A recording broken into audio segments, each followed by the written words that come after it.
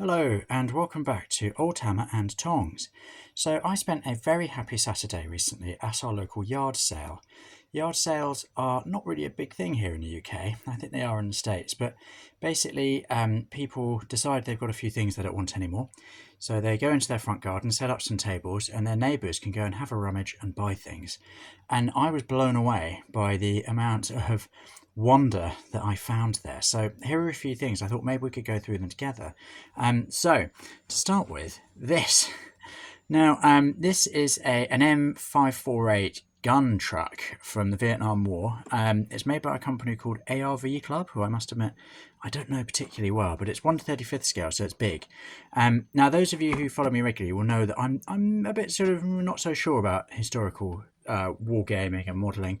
I used to collect loads and loads and loads. I've got a massive collection of historics right from early ancients to the current day, tucked away in mum and dad's loft at home. But recently, I don't know, it's just not, I'm more a fantasy guy. So I got this with the intention that at some point I would converse it into probably an Imperial Guard vehicle, possibly an Orc one, in the spirit of those early Rogue Trader days when they just took historical tanks, added loads of bits to them and painted them in crazy colours. So I'm excited about that. Now, you can see here there are loads of different options.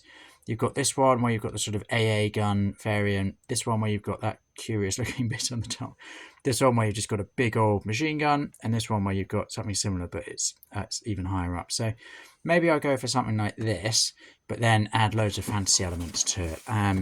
So there we go, a bit more 3-in-1 kit because you've got so many variants. So I think this will have loads of extra bits as well, which will be handy. It's got resin and metal, as well as plastic. I should also add, I've actually built a kit this complex for about 25 years, so it might be a bit of a challenge when I finally do get around to it. Let's have a look inside.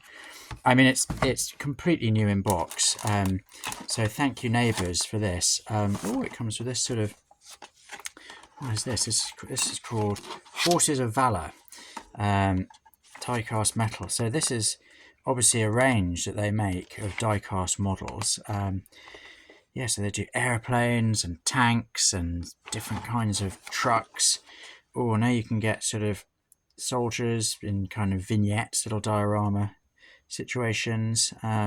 Soldier assortment, so sets of soldiers there. So that's a bit like Tamaya and the sets that they produce. And then we've got some more die cast, so some more metal bits and bobs there. So lots going on. Oh, looks like there's all sorts in here. And then we've got the instructions. God, this is quite a tome. Gosh, so there we go. Like we were saying, this is gonna, I love nothing more than building up the I remember this from when I was a kid and I used to build model tanks, airfix and things. Building the tracks was always the hardest part. There we go. And then there's all sorts of bits and bobs. I might take a slightly more ramshackle approach to some of this, I think. Skip over some of the details. That's the gun emplacements, various turrets. Oh, yeah, that's the... So I think this is probably the variant that I would go for, but I'll sort of soup it up with some las cannons or something similar to that. So there we go. Also, because it's 1/35th, which I think is 54mm, this is essentially going to be really big. There are the classic tank tracks. Those will probably catch me out because I could never really do them when I was a kid. Let's see if I can work them out now. So yeah, I'm hoping that this will be a really big vehicle for my Imperial Guard. Loads of guardsmen could go inside. Here's the original receipt. There we go. There's all the bits. Look at that. I think that's the gun turrets. These are extra bits, I think. So you've got various bits of equipment and cargo and ammo belts. Oh, transfers. There we go. Transfers for all those transfery folk out there. This really is, I mean, it's completely new in box there, so it's all bagged up. There's bits of other things. There's bits of the windows. I look forward to smearing glue all over those and ruining them. Ah, there's the chassis. That is big, isn't it? And you can fit a lot of 28mm guardsmen in there. Almost get 2 squads in, 20 men. That is huge. And then we've got, oh, those are the tracks. They're quite rubbery, quite elasticated, and then it looks like you kind of clip them around there. So yeah, I look forward to soldering them and melting the whole thing. And there we've got some more. And then there, look at this. This is all the other stuff that this company makes. They do loads, don't they? So yeah, very pleased with that. Like I said, I think it'll be joining the Imperial Guard, driving them around. in a sort of giant rhino. Maybe I can make it a kind of attack command vehicle or something. Put some commissars in it. But yeah, thank you neighbours for that one. Now, what have we got next? So next up, I had some wonderful book finds. Let's start with this one. So this is a Ladybird science fiction book. It's called The Energy Pirate. Now, I love these old Ladybird books, but I didn't realise they made a science fiction range, and it's just so much fun. Look at this. This kind of sci-fi world of flying hats and giant robots. And it starts off, it's a classic. I've not read the whole thing, but skimmed through it. Sort of something's going amiss in our world. Like, oh, the police have gone bad. And then you begin to realise that actually there's some kind of sci-fi takeover. An evil professor is opening up new worlds. Look at this. It's sucking all of the energy, and people are running for their lives. And there's the giant hat. Oh, the professor's actually a good guy. Look at that. He's fighting back. And, oh, it's all happening. So, yeah, this looks really good. It's quite involved, isn't it? Look how things have moved on since the beginning. Anyway, I don't want any spoilers, so I won't go too much further. But look, there's the professor using his sci-fi gun to fight off the giant hat, the deerstalker of doom. This is my kind of sci-fi. Love it. So I was very pleased with that. I think that cost about 20p. The tank cost £3, which is an extraordinary deal. Now, next up, oh yeah. So this is a fighting fantasy book. I think it's the third in the series, judging by the big three. It's Ian Livingstone, The Forest of Doom. So when I was a kid, I had a few fighting fantasy books, but I've always thought I should really get back into this because it's just brilliant. So let's just read the back. It says, part story, part game. This is a book with a difference, one in which you become the hero. Only the foolhardy would risk an encounter with the unknown perils that lurk in the murky depths of Darkwood Forest. Yet there is no alternative, for your quest is a desperate race against time to find the missing pieces of the legendary Hammer of Stonebridge, fashioned by dwarves to protect the villagers of Stonebridge against their ancient doom. 2 dice, a pencil, and an eraser, a rubber here in the UK, are all you need to make your journey.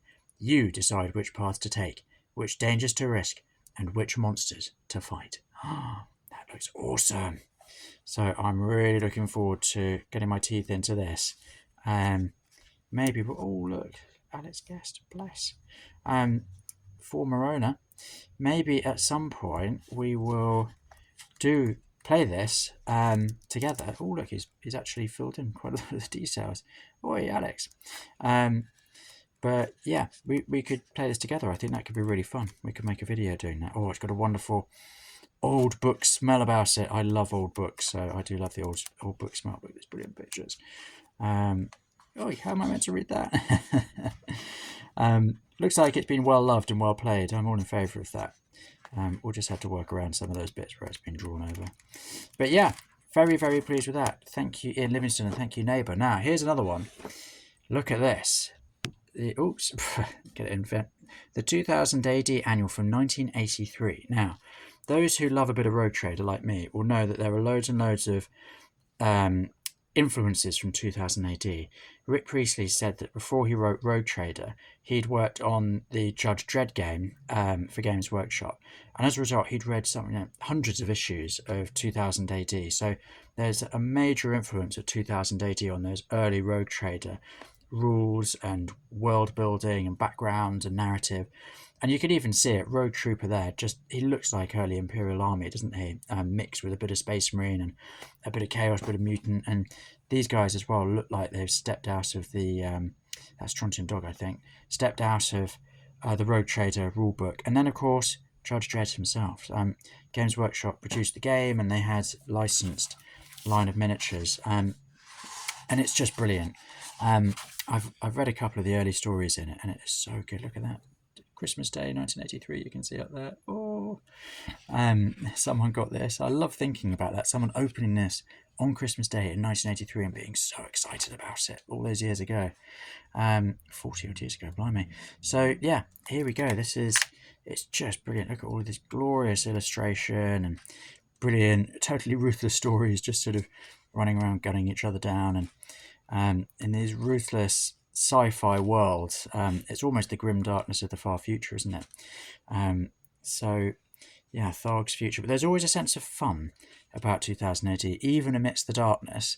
and that was something that very much translated into Rogue Trader, which has sort of left 40k now. I mean, to be fair, they're bringing back elements of it because they've got the rattling snipers and things, and I think they're trying to add a bit more sort of humour to it through them. But overall, this spirit is very much that which was then captured in Rogue Trader 4 years later in 1987 when that came out. So yeah, there's loads of brilliant things here. Here's some Judge Dredd in colour, and yeah, just great. So thank you, neighbour, for this. Dead chuffed with that. There we are. And then finally, so this is not so much hobby related, more music related, but I got this. So this is, whoops, oh, I can't get it in shot. This is NOFX. Pump Up the Volume. So this came out in 2000, got my dates wrong, 2000. I absolutely love punk and I love NOFX, and this is probably their last truly great album. I've got to say, they went on a brilliant run starting in the 90s. They had about 5 albums where there's not a single song that's wrong. And this is a brilliant record. So I was really happy to find this. I think it was about £2. I love vinyl. I've got my record player and I listen to a lot of records. So finding this was a real treat. And then look at this. For those who love a record, the fact it comes in this striking blue is very special as well. So all in all, it was a ridiculously successful yard sale. I went in trying to manage my expectations and was just totally blown away by all of the things that were there. So thank you, neighbours. I'm really appreciative. And thank you for joining me as I get to go through all of these goodies. I'll keep you updated on my progress with it all and look forward to speaking with you soon. Thank you. Bye.